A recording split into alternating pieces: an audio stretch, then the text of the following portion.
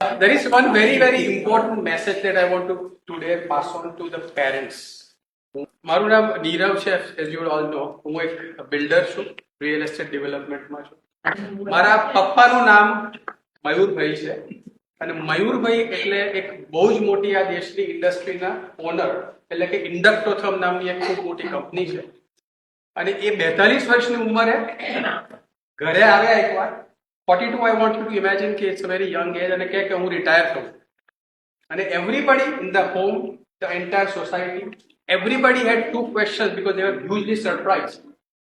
One, કે મયુરભાઈ તમે જે બધું મળી રહ્યું છે in terms of ખ્યાતિ, પૈસા, everything, એ તો અમે લોકો શોધી રહ્યા છીએ, તો તમે કેમ રિટાયર થાવ at 42?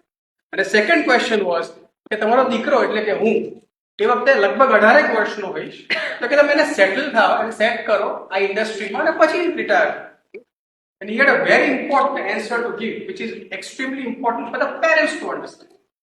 He said that at 21, I wanted to become an architect and an artist, but I was forced to become an engineer as a safe career, while my aptitude was never there.